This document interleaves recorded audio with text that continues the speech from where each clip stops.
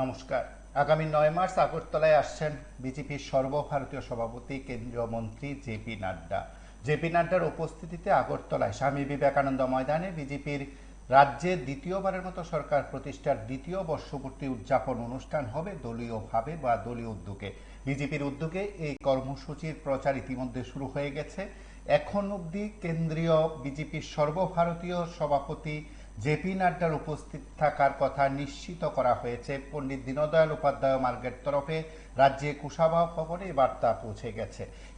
এদিকে কুশাভা ভবনে দফায় দফায় বৈঠক অনুষ্ঠিত হচ্ছে। আগামী ৯ মার্চের কর্মসূচিকে সর্বাত্মক সফল করা এবং সাম্প্রতিককালের প্রত্যেকটি কর্মসূচি থেকে আরো বেশি বেশি করে লোক সমাগম করে এই কর্মসূচি থেকে বার্তা দেওয়ার চেষ্টায় মুখ্যমন্ত্রী থেকে শুরু করে মন্ত্রী পরিষদের সদস্য, বিধায়ক থেকে শুরু করে রাজ্য সভাপতি, রাজ্যের স্তরীয় নেতৃত্ব, জেলা এবং মণ্ডল বুথ স্তরের নেতৃত্ব গোটা রাজ্য চষে বেড়াচ্ছে আগামী ৯ মার্চের কর্মসূচিকে সর্বাত্মক সফল করার। তার পাশাপাশি বিভিন্ন স্তরে জনপ্রতিনিধি যারা আছেন, আগরতলা পুর নিগম সহ ২০টি পুর সংস্থার প্রতিনিধি, সর্বোপরি জেলা পরিষদ, পঞ্চায়েত সমিতি, গ্রাম পঞ্চায়েত সহ বিভিন্ন স্তরের প্রতিনিধিরাও দফায় দফায় বৈঠক করে এই কর্মসূচিকে সর্বাত্মক সফল করার উদ্যোগ নিয়েছেন। বিজেপির শীর্ষ নেতৃত্বের তরফে খবর, আগামী ৯ মার্চের কর্মসূচিতে জেপি নাড্ডার পাশাপাশি খুব সম্ভবত বিএল সন্তোষও আসতে পারেন। রাজ্যে এই দুই শীর্ষ নেতার আসার বিষয়টি নিয়ে রাজনৈতিক মহলে যথেষ্ট চর্চা চলছে। তবে এখন অবধি মানে এই অনুষ্ঠান থেকে যখন আমি ঘোষণা করছি বিজেপির বক্তব্যটা, ঠিক তখন অবধি কেন্দ্রীয় নেতৃত্ব হিসাবে বিজেপির সর্বভারতীয় সভাপতি জেপি নাড্ডা রাজ্যে আসছেন তা ১০০% নিশ্চিত। এখন অবধি তা জানানো হয়েছে বিজেপির প্রদেশ নেতৃত্বকে। সেই সঙ্গে ৯ মার্চ আগরতলায় যে স্বামী বিবেকানন্দ ময়দানে যে কর্মসূচিটি হবে সেই কর্মসূচিটিকে সর্বাত্মক সফল করার লক্ষ্যে দফায় দফায় বৈঠক হচ্ছে। রাজ্যে ইতিমধ্যে সংগঠন মহামন্ত্রী এবং রাজ্য প্রভারী দুজনেই অবস্থান করছেন এবং বিএল সন্তোষ আসতে পারেন বলে একটি মহল থেকে দাবি করা হচ্ছে, যদিও বিজেপির তরফে তা নিশ্চিত করা হয়নি। তবে জেপি নাড্ডা যে আসছেন তা বিজেপি নেতৃত্ব নিশ্চিত করেছেন। সেদিক থেকে ৯ মার্চ জেপি নাড্ডার উপস্থিতিতে রাজধানীতে কর্মসূচি দুপুর ১২টা নাগাদ তিনি আগরতলায় আসছেন বলে খবর এবং তারপর আগরতলার কর্মসূচিতে অংশগ্রহণ করার পাশাপাশি জেপি নাড্ডা উদয়পুরে যেতে পারেন, মাতা ত্রিপুরা সুন্দরী মন্দিরে তিনি যাবেন বলে খবর। আপাতত এই দুটো অনুষ্ঠান নিশ্চিত করা হয়েছে। তার পাশাপাশি প্রশাসনিক স্তরেও ব্যাপক উদ্যোগ নেওয়া হয়েছে সর্বভারতীয় বিজেপির সভাপতি তথা কেন্দ্রীয় মন্ত্রী জেপি নাড্ডার রাজ্য সফরকে কেন্দ্র করে।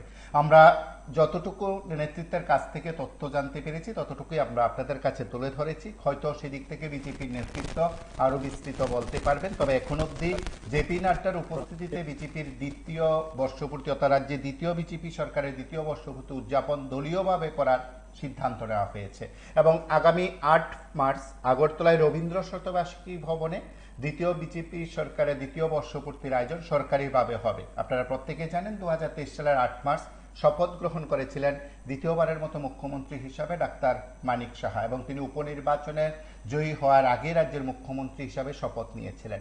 তারপর তিনি দ্বিতীয়বারের মতো যখন শপথ নেন ঠিক ২০২৩ সালে ৮ মার্চকে ভিত্তি ধরেই এবার দ্বিতীয় বর্ষপূর্তি উদযাপন করা হচ্ছে। 2.0 বিজেপি গভর্নমেন্ট ত্রিপুরা, ঠিক এই নামে প্রচার শুরু করেছেন বিজেপি শিবির। অর্থাৎ দ্বিতীয় বর্ষপূর্তির আয়োজনকে জোরালো করার উদ্যোগ নেওয়া হয়েছে। আজ মুখ্যমন্ত্রী ৫৯ জেলায় আয়োজনে অংশগ্রহণ করেছেন এবং সেই আয়োজনেও মুখ্যমন্ত্রী বেশ কয়েকটি প্রকল্পের উদ্বোধন, শিলান্যাস বা আয়োজনকে জোরালো করার চেষ্টা যেমন করেছেন ঠিক তেমনি সরকারের দৃষ্টিভঙ্গিও ব্যাখ্যা করেছেন এবং এই সময়ের মধ্যে এই উন্নয়ন যজ্ঞের বার্তা তিনি যেভাবে দেওয়ার চেষ্টা করেছেন বা দিয়েছেন, উন্নয়ন প্রকল্পের বার্তা যে ঠিক যেভাবে দিয়েছেন, ঠিক সেখানে দাঁড়িয়ে আরো একটি রাজনৈতিক বার্তাবোধ হয় ডাক্তার সাহা দিতে পেরেছেন। উদ্বোধন থেকে শুরু করে যাবতীয় যে বিষয়গুলো নিয়ে আজ অনুষ্ঠানের আয়োজন, ঠিক সেখানে মাত্র কয়েকদিন আগে বিজেপির হাতছাড়া হয়েছিল পঞ্চায়েত, তা নিয়ে যখন আলোচনা জোরদার ৫৯ জেলা সহ গোটা রাজ্যে, কারণ পঞ্চায়েত যখন বিজেপির দখলে গেছে ঠিক তার প্রেক্ষিত রাজনৈতিক গুরুত্ব সবই আলোচনার মধ্যে ছিল। ঠিক তারপর যখন বিজেপির পঞ্চায়েত হাতছাড়া হলো, বিষয়টি রাজনৈতিকভাবেই আলোচনার মধ্যে রয়েছে তা নয়, রীতিমতো বিরোধীদেরকেও বাড়তি অক্সিজেন দেওয়ার মতন বিষয় ছিল। এবং এই সময়ের মধ্যে এই পঞ্চায়েত হাতছাড়া নিয়ে যখন ৫৯ সহ কৈলাস শহর সহ গোটা রাজ্যে আলোচনার অন্যতম কেন্দ্রবিন্দুতে বিষয়বস্তু হিসাবে রয়েছে, ঠিক তখন আজ মুখ্যমন্ত্রী যেন সেখানে টনিক দিলেন তার ভাষণে। উন্নয়ন যজ্ঞে অংশগ্রহণই শুধু নয়, রাজনৈতিক কর্মসূচি তো নয়, সরকারি কর্মসূচিতে সরকারের উন্নয়ন, দৃষ্টিভঙ্গি, কাজকর্ম, বিগত 7 বছর ধরে সরকার কি কি কাজ করছে, বিগত সরকারের সঙ্গে বর্তমান সরকারের তুলনা, আগামী দিনে এই রাজ্যকে কোন জায়গায় নিয়ে যাওয়ার পরিকল্পনা নেওয়া হয়েছে, সবকিছুই যেন এই উন্নয়ন ফলকে ডাক্তার সাহা তুলে ধরেছেন। মন্ত্রী টিঙ্কু রায় সহ টিআরডিসির চেয়ারম্যান সহ অন্যান্যদের উপস্থিতিতে এই আয়োজন যেন ইতিমধ্যে বলা যেতে পারে 59 জেলায় শুধু নয়, গোটা উত্তর ত্রিপুরা, ধলাই, 59 সহ বিস্তীর্ণ এলাকায় যেন মুখ্যমন্ত্রীর ভাষণ টনিকের মতন কাজ করছে। কেননা যখন বিজেপির পঞ্চায়েত হাতছাড়া নিয়ে রাজনৈতিক মহলে চর্চা, বিরোধীদের কাছে বাড়তি অক্সিজেন দেওয়ার মতন বিষয়, বা রাজ্য রাজনীতিতে যখন কয়েকটি পঞ্চায়েত নিয়ে আলোচনার অন্যতম বিষয়বস্তু হয়ে উঠেছে, তখন মুখ্যমন্ত্রীর এদিনের বক্তব্য যথেষ্ট গুরুত্বপূর্ণ। যে বক্তব্যে মুখ্যমন্ত্রী স্বচ্ছ সরকার রাজ্যে আছে তার ব্যাখ্যা দিয়েছেন, বিজেপির আমলে উন্নয়নের যে কর্মধারা চলছে তার ব্যাখ্যা দিয়েছেন, স্বচ্ছ সরকার থাকলে কি হয় তার ব্যাখ্যা দিয়েছেন, স্বচ্ছ সরকার থাকার কারণে রাজ্যে বিনিয়োগকারীরা আসছে বলেও তিনি দাবি করেছেন। মুখ্যমন্ত্রীর উপস্থিতিতে আজকের আয়োজন রীতিমতো উন্নয়নের বার্তা যেমন দেওয়ার চেষ্টা করেছেন সরকার প্রধান, ঠিক তেমনি আগামী দিনের পথ চলাকে সেখানে সুদৃঢ় করার ক্ষেত্রেও তিনি তার মতন করে যেন গুরুত্ব দিয়ে এসছেন। এবং বিজেপির দুই দিক থেকে বলা যেতে পারে প্রচার, একদিকে সরকারি অনুষ্ঠানগুলোর প্রচার, সরকার কি কি করছে তার পাশাপাশি ডাবল ইঞ্জিনের সরকারের আমলে ত্রিপুরা কি পেল, কি পেতে চলেছে তারও প্রচার। সেই সঙ্গে আগামী 9 মার্চ বিজেপির উদ্যোগে দ্বিতীয় বর্ষপূর্তির আয়োজনকে যেভাবে জোরালো করা হচ্ছে, আগরতলার স্বামী বিবেকানন্দ ময়দানের কর্মসূচিকে যথেষ্ট গুরুত্ব দিয়ে দেখছেন টিম মানিক সাহা, সেটাও কিন্তু প্রমাণ হয়েছে। এবং 8 মার্চ সরকারি উদ্যোগে বর্ষপূর্তির আয়োজন, হয়তো আগরতলা পাশাপাশি রাজ্যের অন্যান্য জায়গায়ও তা পালন হতে পারে, নানা দৃষ্টিভঙ্গিতে পালন হতে পারে। তবে বিজেপি দলীয়ভাবে আগামী 9 মার্চ আগরতলায় সমাবেশ সংগঠিত করবেন, যেখানে আসছেন বিজেপির সর্বভারতীয় সভাপতি জেপি নাড্ডা। নমস্কার, কি বলছেন? কথা বলুন। আজকে আগামী 9 মার্চ বিজেপির সমাবেশ, সেই সমাবেশ সাফল্যমণ্ডলী করার জন্য বিজেপি চেষ্টা করবে অবশ্যই।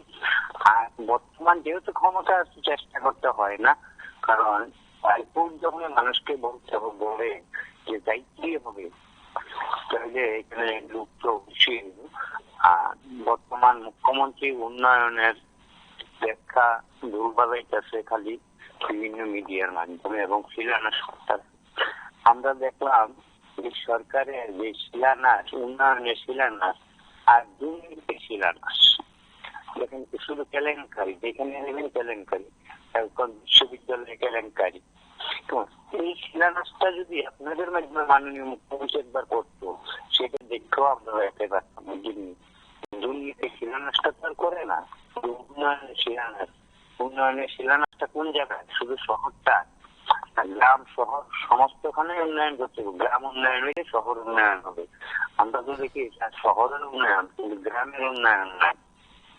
গ্রামের মানুষ অনাকারে থাকার কথা, জায়গা থেকে মানুষ আসতে 3 মাস তার মজুরি পায় না, তাদের বেতন ভাতা তো 90,000 অ্যাকাউন্টে ঢুকে, গরিব মানুষের টাকা দাম থাকে না।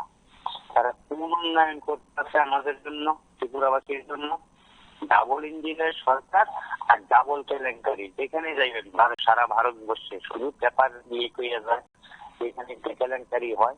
এখন দেখি আমরা বিভিন্ন চ্যানেলের মাধ্যমে আমাদের মেডিকেল কেলেঙ্কারি দেখি, কেন্দ্রীয় বিশ্ববিদ্যালয়ের কেলেঙ্কারি, সরকার থেকে কেলেঙ্কারি, উন্নয়ন আমরা আর কি জানি ভগবান চাই, যদি দেখতে শুধু কেলেঙ্কারি সরকার।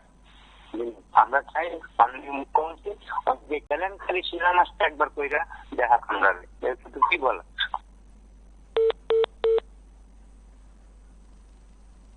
নমস্কার, কে বলছেন?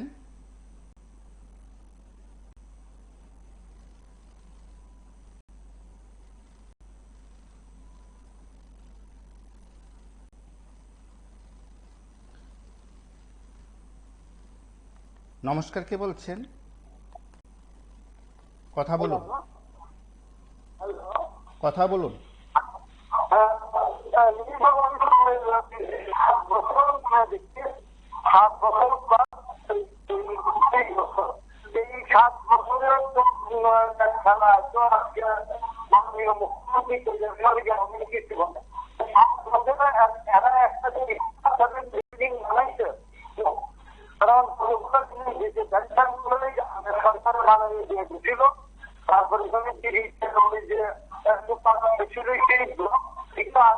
ওনারাই একটা কারণ যারা এগুলো আজ পর্যন্ত হ্যান্ডেল দিচ্ছে না। মুখ্যমন্ত্রী একটা সুন্দর কথা বলছিলেন অপারেশনের সময় যে প্লাস 2 হিসাবে যে প্লাস করো এবং সময়ের এবং কোয়ালিটি তো কি কোয়ালিটি হয় সামনে মানে আপনার কাজে এই সমস্ত বইয়ের কিছু হইব না। কাজে তারা 5 বছর পাচ্ছেন, ওনার 2 বছরের যে ফসল এগুলা হয়তো প্রস্তুতি আমরা দাঁড়িয়ে হবে সারা রাজ্যের লোকের এগুলো আইন সাবধানে থাকবেন।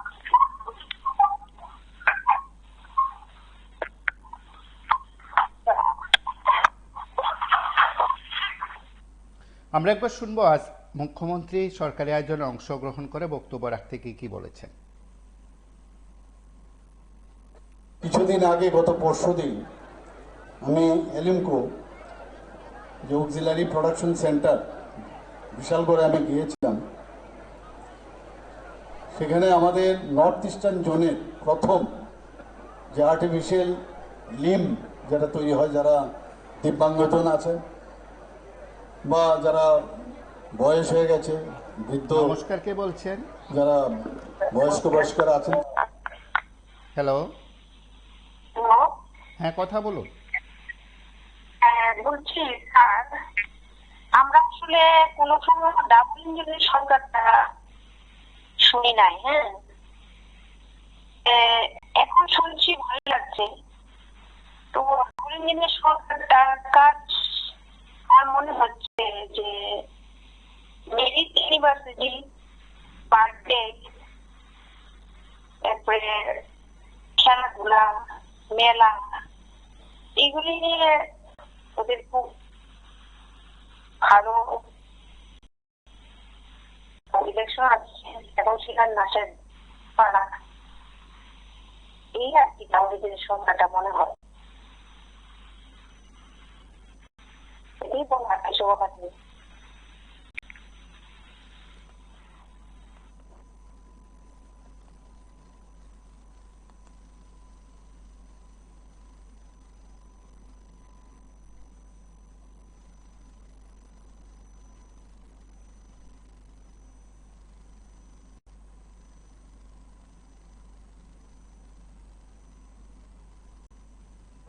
কোথায় কোথায় আমাদের যে এই ধরনের ডেভেলপমেন্টের ওয়ার্ক আমরা করছি, তাহলে আপনারা বুঝতে পারবেন।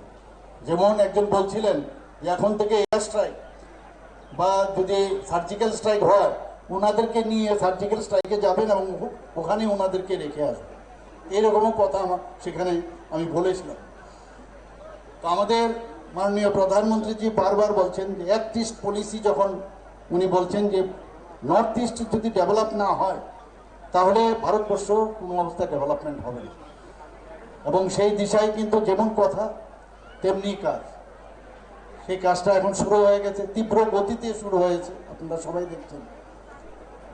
উনি এসে যখন 2018-এর যখন আমাদের নির্বাচন, বিধানসভার ইলেকশনের আগে উনি বলে গেছিলেন যে একবার ভারতীয় জনতা পার্টির সরকার আপনারা এনে দিন এবং আপনাদেরকে আমি হীরা মডেল দেব, এবং সেই হীরা মডেল উনি দিয়েছেন।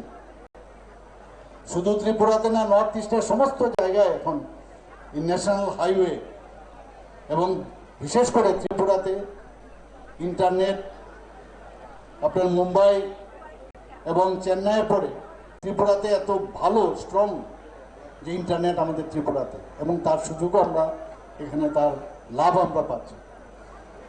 আমি আসার সময় এখানে রেলওয়েতে এসেছি, রেলে করে এসছি, আমি প্রায়শই চেষ্টা করি রেলে চড়ার, যেটা আগে আমরা কোনোদিন ভাবিনি। এই হীরা মডেলের মধ্যে একটা, সেটা হচ্ছে রেলওয়ে, সেটা মাননীয় প্রধানমন্ত্রীজি আমাদের দিয়েছে। আমাদের এয়ারওয়ের কথা যদি বলি, আমাদের আগরতলার যে এয়ারপোর্ট, নর্থ ইস্টের মধ্যে সবচেয়ে সুন্দরতম যদি এয়ারপোর্ট থাকে, এই মহারাজা বীর বিক্রম কিশোর মাণিক্য বাহাদুরের সেই এয়ারপোর্ট। সিঙ্গারবিল নামে আগে এয়ারপোর্ট ছিল, পরবর্তী সময় আগরতলা এয়ারপোর্ট বলেছে। এবং দ্বিতীয় বিশ্বযুদ্ধের শেষ ভাগে এই তৎকালীন সময় মহারাজা Bir Bikram Kishore, one of the oldest airport ছিল এই সিঙ্গারবিল এয়ারপোর্ট।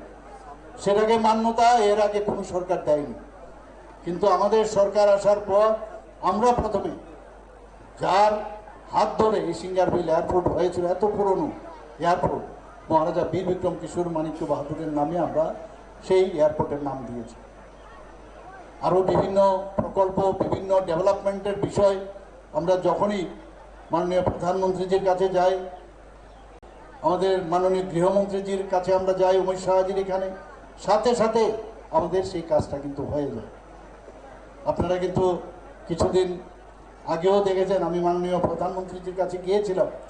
আমাদের 6টা ন্যাশনাল হাইওয়ে তো প্রায় 50% থেকে 60% প্রায় কমপ্লিট হয়ে গেছে। তাছাড়াও আরও 4টা ন্যাশনাল হাইওয়ে, সেই ন্যাশনাল ইন প্রিন্সিপাল, সেইগুলোকে উনি আমাদের বলেছেন, সেগুলো আমরা করব। তো এর মধ্যে আমি যখন গডকারিজি আমাদের ইউনিয়ন MRTH, ওনার সাথে আমি যখন কথা বলেছিলাম, বলছিলেন যে একটা রাস্তা আপনি যদি ওখানে মাননীয় প্রধানমন্ত্রীজির সাথে কথা বলতে পারেন, হয়তো সেটা স্যাংশন হবে। তা আমি এবার যখন গেলাম, ওনাকে বললাম যে গডকারিজি বলেছেন যদি আপনার সাথে এই কথা বলি তাহলে এই রাস্তাটা হবে। সেটা কোনটা? সেটা হচ্ছে কমলপুর থেকে আমবাসা হয়ে এবং গন্ডাছড়া হয়ে সেটা শান্তিবাজার যাবে। তো আমাদের চেষ্টা আছে সব জায়গায় বলি, এবং বলার পর দেখা যায় এই কাজটা হচ্ছে। এটা যদি হয়ে যায় তাহলে আমাদের আজকে যেটা ডোমভোর যেতে আমাদের প্রায় 3 ঘন্টা লাগে আগরতলা দিয়ে, সেখানে 1 ঘন্টার মধ্যে আমরা আমবাসা থেকে চলে যেতে পারি।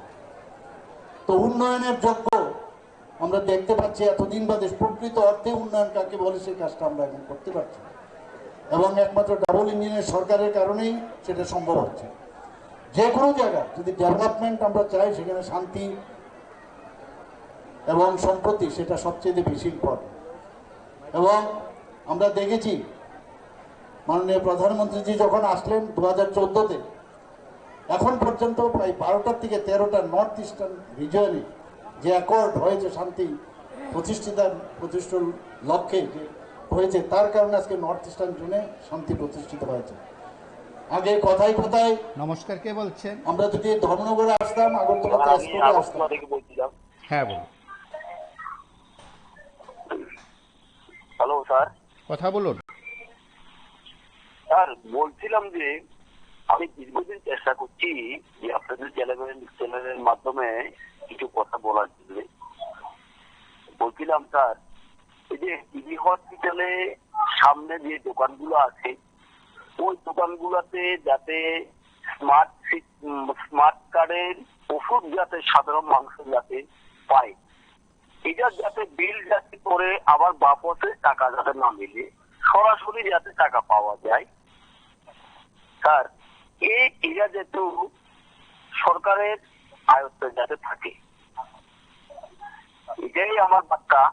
আর নেক্সট স্যার, এই যে আগরতলাতে জিবি হসপিটাল থেকে যাতে ডক্টর মানিক সাহেব এখানে যাতে দিনের মধ্যে একদিন করে চাইলে যাতে ডিউটি করে, যে মানুষের পরিষেবা পাচ্ছে কি না। হ্যাঁ, এইভাবে যদি মানুষ মারা যায় তাহলে দেশের মানুষ অহরহ মারা যাচ্ছে। হ্যাঁ, এটার দিকে যাতে ডক্টর মানিক শাহ মুখ্যমন্ত্রী যাতে প্রত্যেক দিন একবার ভিজিট করা হয়, এটা আমাদের ত্রিপুরা মানুষের জন্য অত্যন্ত গুরুত্বপূর্ণ জিনিস। জিবি হসপিটাল এটা যাতে মানিক শাহর কাছে এই বার্তাটা যাতে দেয়া পড়ে, আমাদের মাননীয় মুখ্যমন্ত্রী সাহেব উনি যাতে ডেলি একবার করে ভিজিট করা হয়, এবং ভিজিটে যাওয়ার আগে কারোর সাথে যোগাযোগ না করে যাওয়া হোক।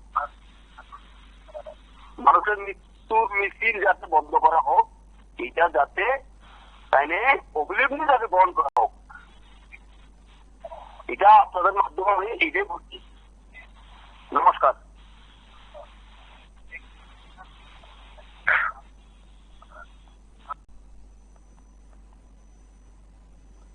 নমস্কার, কে বলছেন?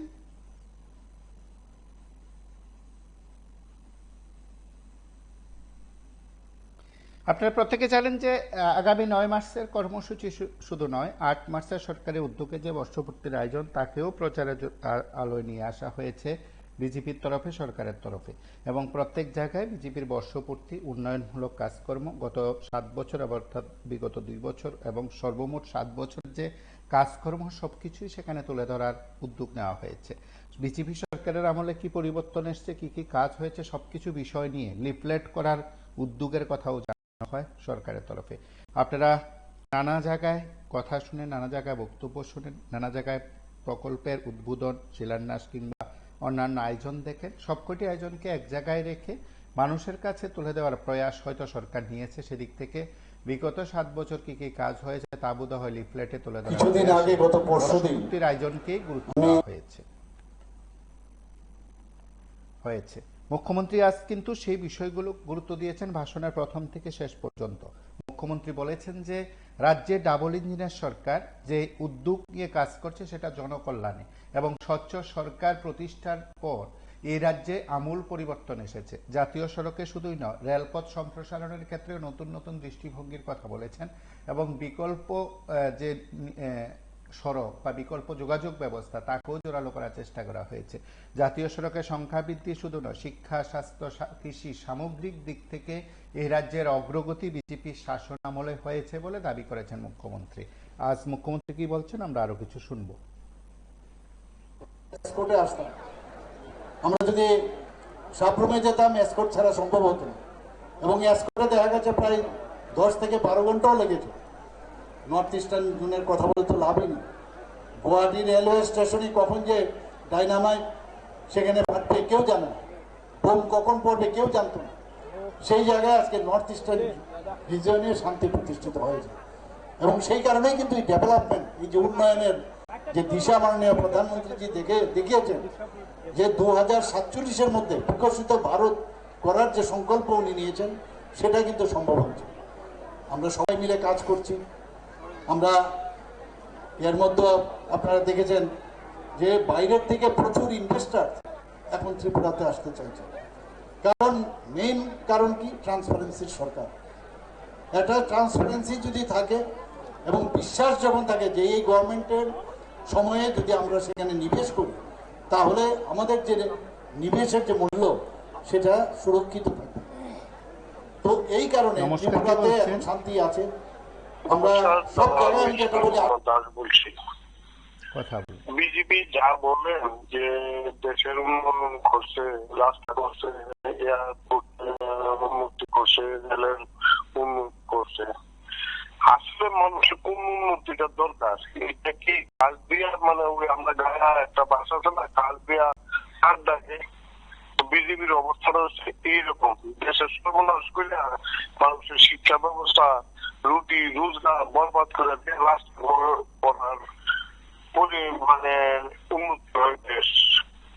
মানুষের যেটা দরকার আগে মানুষের সুশিক্ষা দেওয়া, বিভিন্ন ভাবে ছাত্ররা উন্নতির জন্য তার ইঞ্জিনিয়ারিং ব্যবস্থা, ডাক্তারি ব্যবস্থা, বিজ্ঞান ব্যবস্থা সামনের দিকে আগে নেওয়া, এই কুকর্ম মানে এই সুকর্ম যেটা কুকর্ম করার ব্যবস্থা আগে আমরা বাগবাজার রাস্তা উন্নতি করছে, ওই রাজার নামে এয়ারপোর্ট করছে, কত কিছু করতেছে। মনে জাল কথা ভারতবর্ষের মানুষ মানে এত মূর্খ না। দেখেন এরা কিভাবে শাসন ব্যবস্থা রাখতেছে আর উন্নয়নটাতে, একদিকে ইভিএম এর গন্ডগোল, একদিকে সিবিআই এরা দৈরতন, এরা দৈরে নেয়া ওই জেলে ঢুকান।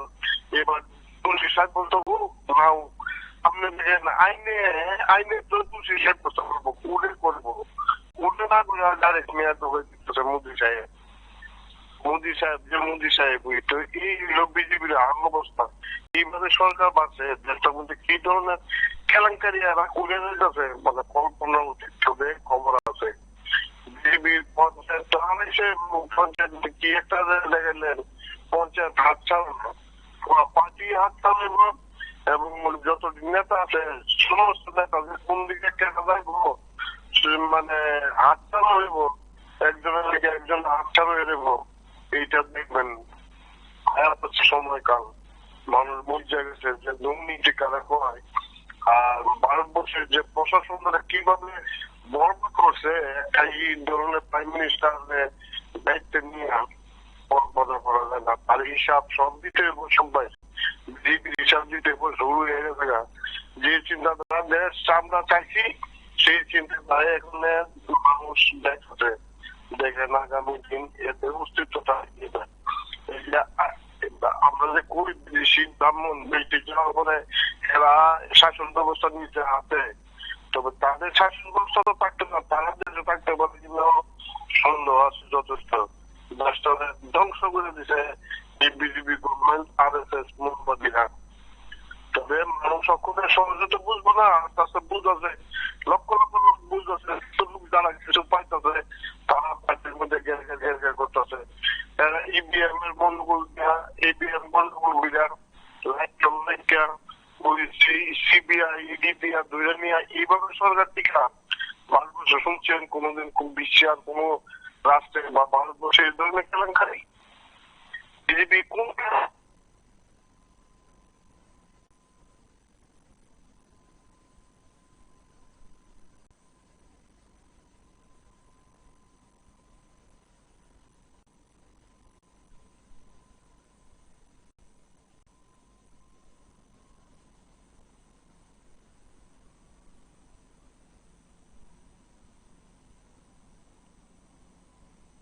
আমি যেটা বলি 28টা রাজ্যের মধ্যে নিচের দিক থেকে আমরা 3rd পজিশনে, আমাদের ল অ্যান্ড অর্ডার সিচুয়েশন এখন সারা ভারতবর্ষের মধ্যে আমরা 3য় স্থানে আছি নিচের দিক থেকে। তো সব মিলিয়ে মানুষ সব খবর রাখে, ইনভেস্টাররা খবর রাখে, ইন্ডাস্ট্রিয়ালিস্টরা খবর রাখে, সেই কারণে এখন মানুষ আসছে। কিছুদিন আগে আমরা ডেস্টিনেশন ত্রিপুরা করে একটা ইনভেস্টার সামিট আমরা এখানে করেছিলাম, আপনারা হয়তো অনেকে খবরের কাগজে পড়েছেন। সেখানে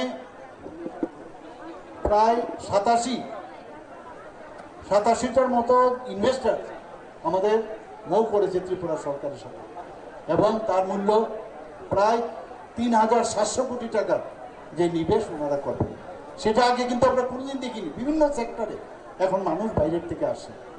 আমরা ছোট হতে পারি আমাদের রাজ্য, আমাদের সারা ভারতবর্ষের মধ্যে 3য় মানে পপুলেশনের দিক দিয়ে আমরা 3য় মানে 3rd পজিশনে আমাদের স্মল স্টেট হিসাবে, এবং তা সত্ত্বেও একমাত্র আমাদের যে নিজস্ব প্রচেষ্টা এবং আপনাদেরকে নিয়ে সবাই মিলে আমরা যেভাবে কাজ করছি, তাতে করে এখন দেখা যাচ্ছে ত্রিপুরাতে আমাদের GSDPর কথা যদি বলি, নর্থ ইস্টার্ন জোনের মধ্যে আমরা কিন্তু এখন 2nd বেস্ট আমরা এখন এখানে আছি।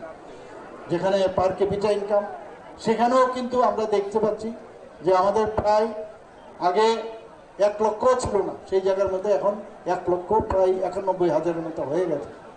তো সব মিলিয়ে আমরা দেখছি ত্রিপুরা আগে পারফর্মিং স্টেট হিসেবে গণ্য হতো, এখন নর্থ ইস্টার্ন জোনের মধ্যে যে বিভিন্ন ইন্ডেক্স আছে সেই ইন্ডেক্স অনুসারে আমরা ফ্রন্ট রানার, আমরা বেস্ট পারফর্মার স্টেট হিসাবে আমরা গণ্য হচ্ছে। তো আমরা বিভিন্ন জায়গায় কাজ করছি। আমরা যে ইন্ডাস্ট্রিয়াল এরিয়াগুলো আছে সেখানে MSMEর মাধ্যমে আমরা দেখেছি যে আমরা মাইক্রো যে ইনভেস্টার্স আছে তারা অনেক বেশি, স্মলেও আছে, মিডিয়ামেও আছে, আরও অনেক লোক এখন চেষ্টা করছে এখানে আসার জন্য। মাইক্রোতে প্রায় 2.1 লাখ আমাদের যারা এই ইনভেস্টররা আছে তারা কিন্তু যুক্ত হয়েছে। তো ত্রিপুরাতে এখন আগামী দিন যেভাবে কাজ চলছে, আমি নিশ্চিত এখানে রাস্তা যেভাবে হচ্ছে এবং আমাদের স্টেট ন্যাশনাল হাইওয়ে আমরা করছি, আমাদের যেমন সেন্টার থেকে আমরা সাহায্য পাচ্ছি, আমরা নিজেরও আমরা সেভাবে করছি। আমি সব জায়গায় বলি যে এই রাস্তা তো হচ্ছে, কিন্তু এই রাস্তা কিন্তু আমাদের আগামী দিনের রাস্তা দেখায়, এবং এই রাস্তা যেহেতু কমিউনিকেশন ভালো হচ্ছে, সেই কমিউনিকেশনের সুবাদে মানুষ এক জায়গার থেকে আরেক জায়গায় যেতে যেমন সুবিধা হয়, ব্যবসা ক্ষেত্রে অনেক সুবিধা হবে। আজকে যখন আমি ট্রেনে আসছিলাম আমি একটা মালগাড়ি আমি জাস্ট ক্রস করছিলাম, আস্তে আস্তে যাচ্ছিল, মানে প্রচুর পরিমাণে পেঁয়াজ বলুন, আলু বলুন, বিভিন্ন এখন মানে আরামসে ত্রিপুরাতে প্রবেশ করছে। এবং ত্রিপুরার থেকেও এবারও আমি মাননীয় রেলওয়ে মিনিস্টারের সাথে আমি কথা বলেছি যে আপনাদের এখানে কৈলাসহরে যে একটা আমরা ট্রেন বলছিলাম ধর্মনগর থেকে এদিক দিয়ে যাবে, তো উনি শেষ পর্যন্ত বললেন যে আমি আস্তে আস্তে করব, কিন্তু আমরা প্রথমে যেটা করব সেটা ধর্মনগর থেকে কৈলাসহরের রেল লাইন আমি করে দেবো, সেই কথাটা উনি আশ্বস্ত করেছেন। আমাদের ডাবল ইঞ্জিন সরকারের অনেক সুবিধা। আগে আমরা দেখতাম সমস্ত জায়গার মধ্যে একটা মানে খুন সন্ত্রাসের রাজনীতি আমরা দেখেছি, কিন্তু আমাদের সরকার আসার পর এই যে আজকে আমি বললাম যে ল অ্যান্ড অর্ডার সিচুয়েশন ত্রিপুরাতে এত ভালো হয়েছে একমাত্র আমাদের স্বচ্ছ নীতি এবং আমরা যে চিন্তা ভাবনায় আমরা চলাফেরা করি, চিন্তা ভাবনায় আমরা চলি, সাধারণ মানুষের যে সুরক্ষার প্রশ্নে আমরা যেভাবে চলাফেরা করি, সেই কারণে এখন ল অ্যান্ড অর্ডার সিচুয়েশন এত ভালো হয়েছে। আগে কলেজে যাওয়া, স্কুলে যাওয়া একটা অশান্তির বাতাবরণ আমরা দেখতাম, এখন সেই রাজনীতি আর এখন নেই। মানুষ আমাদের উপর বিশ্বাস করছে। দ্বিতীয়বার ভারতীয় জনতা পার্টির নেতৃত্বাধীন সরকারকে আবার নিয়ে এসছে 2023-এ। আগামী 8 মার্চ আমরা সেটা পালন করতে যাচ্ছি, মানে ভারতীয় জনতা পার্টির নেতৃত্বাধীন সরকারের দ্বিতীয়বারের আমরা পালন করতে যাচ্ছি। তো সব দিকে মিলিয়ে আজকে এমন এক ত্রিপুরাতে এমন এক অবস্থা এসে মানুষ আমাদের উপর বিশ্বাস এসছে। বন্ধুগণ, এখানে 162 কোটি টাকার বিভিন্ন প্রকল্প ভিত্তিপ্রস্তর আজকে আমরা স্থাপন করলাম ঠিকই, এবং আমি যখন এলাম এখানে বিরোধী দলের এক বিশেষ শ্রেণীর এক নেতা একদম পুরো এখানে সবাই জানেন, উনি এসেছিলেন, আমাকে ধন্যবাদ দিয়ে গেছেন আমাদের সরকারকে যে আপনি যেভাবে উন্নয়ন করছেন, বিশেষ করে 19 কোটিতে আগে এইভাবে কেউ দেখেনি। আগে রাজনীতির নামে রাজনীতি হয়েছে। এখানে আমাদের মাননীয় মন্ত্রী বাহাদুর তিনকুড়াই বলছিলেন যে আরো অনেক কিছু হবে, ভুলবশত ঘোষক এখানে 600 বলেছেন, তো অলরেডি 600 হিসাব কিন্তু এখানে দিয়ে দিয়েছে। তো আমি এখানে সেখানে বলছে যে আপনার কমিউনিস্টের অফিস নাকি বলে সকালবেলা গোবরতে উঠে বলে নমস্কার করে। আমার মনে হয় আমাদের প্রাক্তন মুখ্যমন্ত্রী মনে হয় পাগল হয়ে গেছে। আপনাদের মাধ্যমে আমি বলতে চাই, ওনাকে কোনো মেন্টাল হসপিটালে মনে ডাক্তার দেখালে মনে ভালো হতো। হ্যাঁ, এই মনে পাগল হয়ে গেছে, এই তো মাথা খুব খারাপ হয়ে গেছে। যাতে ইমিডিয়েটলি যাতে তাদের ডাক্তার দেখায়, যদি কোনো টাকা পয়সা প্রয়োজন হয় এটা আমরা সান্দোক্তি হিসেবে দিয়ে দেবো। আমরা মোবাইল দেখি, মিডিয়ার মাধ্যমে খবর দেখি, খবরের মাধ্যমে জানেন, ছবি দেখলে আমাদের হাসি আইয়ে। হ্যাঁ, কিছু একটা লজ্জা থাকা দরকার আছে, তা তাই না? 5 বছর মুখ্যমন্ত্রী থাকবার পরে 5টা বছর থাকতে পারলো না, তাহলে কি করতেছে মনে পড়তে? হ্যাঁ, পাগল হয়ে গেছে। তাই না? কোন মেন্টাল হসপিটালে যাওয়ার জন্য। নমস্কার স্যার।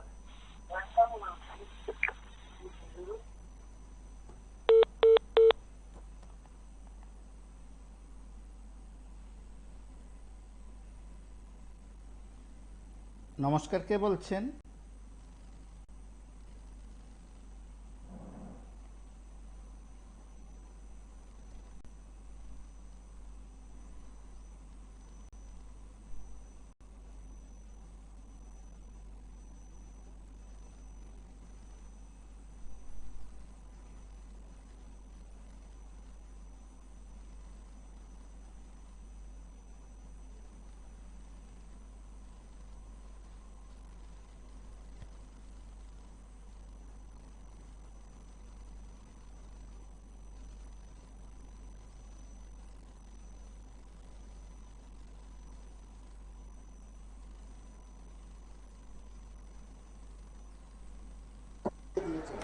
তো আমি আশা করি মানে আমাদের ইন্টেনশনটা কি সেটা দেখতে হবে, এবং আমরা চাই যে সর্বস্তরে, সেটা স্বাস্থ্যের বিষয়ে হোক, সেটা রাস্তাঘাটেরই হোক, সেটা খেলাধুলার বিষয়ে হোক, ট্যুরিজমের বিষয়ে হোক, সব দিকে, এবং এডুকেশনের দিক দিয়ে আমরা কিন্তু সব দিকে আমরা চেষ্টা করছি ত্রিপুরার মানুষের জন্য আমরা কাজ করতে চাই, সব সেক্টরে আমরা যেন ফ্রেশ থাকতে পারি, সেই কাজটা আমরা করতে পারি।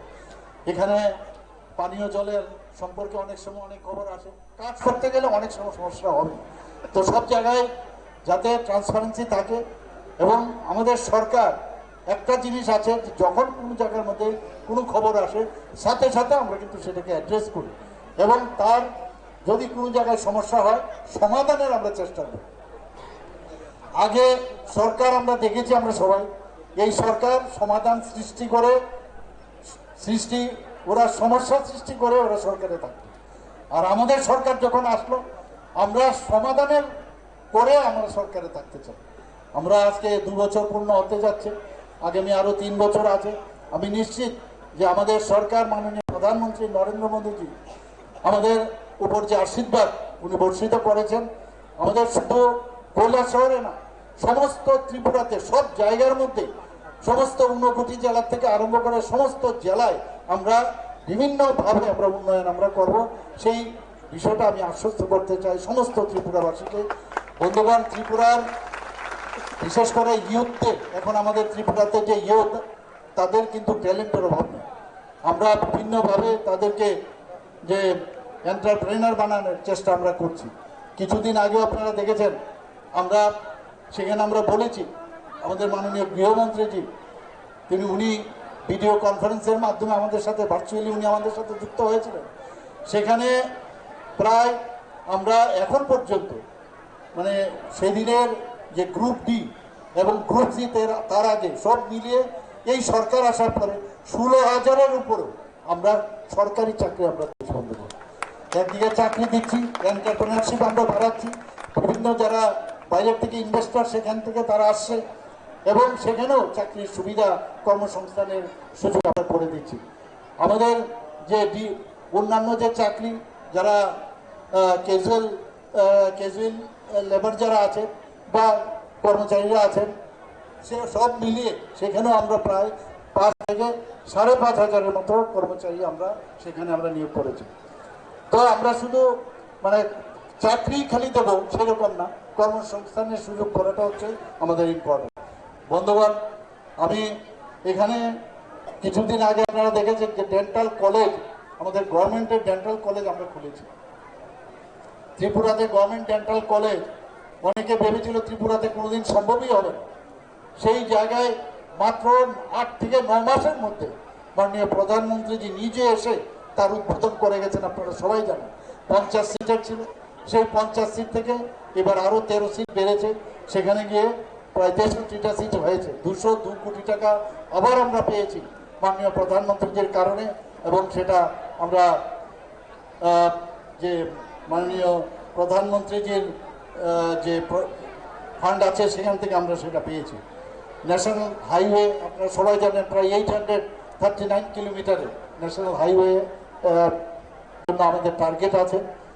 কিছুদিন আগে কালকেও যখন আমি বসেছিলাম, আমি যারা আধিকারিক ওনাদেরকে আমি বলেছি, যখনই কোনো বিল্ডিং আপনারা তৈরি করবেন আগের থেকে আপনারা দেখবেন পরবর্তী সময় যেন ভাঙতে না হয়। আগের থেকে ভাবতে হবে যে আমার এই বিল্ডিংটা বানাচ্ছি, কোথায় টয়লেট হবে, কোথায় অফিসাররা বসবে, অন্যান্য কর্মচারীরা বসবে, আগের থেকে ঠিকভাবে যদি কোথায় এসি বসবে, কোথায় জানালা হবে, তাহলে অনেক সুবিধা হয়। তো সেই মাদার অ্যান্ড চাইল্ড কেয়ার ইউনিটে সেটা এজেন্সিতে হচ্ছে, সেখানেও 212 কোটি টাকার আমাদের সেই খরচ হচ্ছে সেখানে। আমরা কিছুদিন আগে আমরা জিরানিয়ার মধ্যে প্রায় 40.57 কোটি টাকার আমরা একটা প্রকল্প, Jirania motor stand, Dulaibari motor stand, Melaghar motor stand এবং district transport office Teliamura, district transport office Santirbazar, সেটারও আমরা সেখানে আমরা ভিত্তি প্রস্তর স্থাপন করেছিলাম। এবং আপনারা সবাই শুনে খুশি হবেন যে মূর্খাবস্তিতে ত্রিপুরার মধ্যে সবচেয়ে বেশি উঁচু যে বিল্ডিং সেটা আমরা তৈরি করতে যাচ্ছি। প্রায় 134 কোটি টাকা খরচে সেটা তৈরি হচ্ছে। যতগুলো ডাইরেক্টরেট আছে সবকটা ডাইরেক্টরেট একই ছাদের নিচে চলে আসবে। G+14 মাল্টি স্টোরি অফিস সেখানে তৈরি হচ্ছে। এখানে আপনারা স্বাস্থ্য ব্যবস্থার কথা যদি বলি, আপনারা জানেন যে এজিএমসির আগরতলা গভর্নমেন্ট মেডিকেল কলেজের মধ্যে অলরেডি আমাদের প্রায় 9টা সুপার স্পেশালিটি এখন স্টার্ট হয়েছে। কিডনি ট্রান্সপ্লান্ট এখন ত্রিপুরাতে হচ্ছে, দুটো পেশেন্টের অলরেডি হয়েছে। আগামী দিন লিভার ট্রান্সপ্লান্ট করা যায় কিনা সেই ব্যবস্থা নিয়ে আমরা কথাবার্তা বলছি। বোন মেরু ট্রান্সপ্লান্ট করা যায় কিনা সেটারও আমি কথা বলেছি, সেই বিষয়ে আগামী দিন নিশ্চয়ই সেটা আমরা করব। সিজা হসপিটাল আপনারা সবাই জানেন যে মণিপুরের খুব নামি একটা হসপিটাল, আপনারা আমাদের কাছে এসছেন। তো সেখানে আসার পর আমরা জমিও ওনাদেরকে দিয়েছি, প্রায় 700 কোটি টাকা ওনারা সেখানে ব্যয় করবে, তার জন্য আমরা জায়গাও দিয়েছি। আমরা এইভাবে চেষ্টা করছি যে বাইরের থেকে অনেক ইনভেস্টার্স আসুক, কারণ ত্রিপুরাতে গভর্নমেন্ট লেভেলে যা করার তো আমরা করবই, কিন্তু ইনভেস্টাররা যখন আসবে তাহলে কিন্তু আরও বেশি মানে এই ত্রিপুরার যে উন্নতি অনেক বেশি ডেভেলপ করবে এবং সেই দিশায় আমরা কাজ করছি। আমি বন্ধুগণ এখানে আজকের যে এই চণ্ডীপুর আরডি ব্লক কমপ্লেক্সের যে এতগুলো প্রকল্প এবং যে ভিত্তিপ্রস্তর স্থাপন হলো, এর জন্য যারা এখানে উপস্থিত হয়েছেন এবং 9 কোটিতে আরও আগামী দিনে অনেক সুখবর আপনারা পাবেন সেটা আমি বলে দিতে পারি। এবং আমি নিশ্চিত যে আগামী দিনে আমাদের যে মন্ত্রী বাহাদুর আপনাদের এলাকার চণ্ডীপুর এলাকার বিধায়ক, উনি সবসময় আমার পিছনে পড়ে থাকেন, এটা করতে হবে সেটা করতে হবে। তো আমি ওনাকে আশ্বস্ত করেছি, না করেও পাইনি। তো সেইভাবে এখন উন্নতি হচ্ছে এখানে, এবং এখানে উপস্থিত থাকার জন্য সবাইকে আমি হার্দিক অভিনন্দন শুভেচ্ছা জানিয়ে আমার বক্তব্য শেষ করছি। নমস্কার, জয় হিন্দ। আমরা শুনলাম যে 17টি প্রকল্পের উদ্বোধন হলো এবং 21টি প্রকল্পের ভিত্তিপ্রস্তর স্থাপন হলো, যার মোট ব্যয় প্রায় আমরা যদি দেখি 162 কোটি টাকা ইতিমধ্যে আমরা দেখেছি যেগুলো ব্যয় হবে বা ব্যয় হয়েছে। এছাড়াও আমাদের 59 জেলায় সময় সময় আমরা কৈলাসহর মহকুমা মনু নদীর তীরে অবস্থিত, বিভিন্ন গ্রাম দিয়ে মনু নদী প্রবাহিত হয়েছে। এবার যখন বন্যা হয়েছে আমরা ভয়ে ছিলাম, গোটা রাজ্যের যতগুলো নদী রয়েছে সবগুলো নদীই ভাঙন দেখা দিয়েছে বা সেখানে জল প্রবাহিত হয়েছে। আমরা 59 জেলার যে নদী মনু নদী, এটা এবার হয়তো ভাঙেনি, কিন্তু 2018-তে সেটা ভেঙে অনেক ক্ষয়ক্ষতি হয়েছিল। তাই আমরা আতঙ্কিত ছিলাম। মাননীয় মুখ্যমন্ত্রী রয়েছেন, উনি হয়তো মনে আছেও না, আমি ওনাকে বন্যার পরে একটা চিঠি দিয়েছিলাম যে আমাদের এই এলাকায় যে বাঁধটাকে সংস্কার করার জন্য।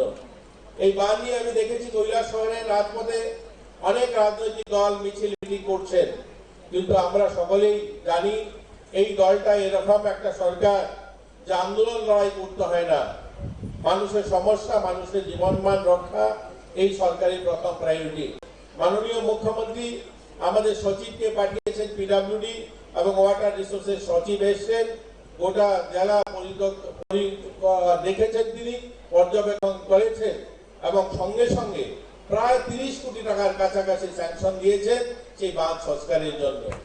এখনো 1-2টা বাঁধ রয়েছে আমাদের বিসিনগর, এখানে অনেকে আছেন, বীরচন্দ্রনগরের মানুষ আছেন, তারা বলেন যে দাদা আমাদের এখানে বাঁধ সংস্কারের কাজ শুরু হয়নি।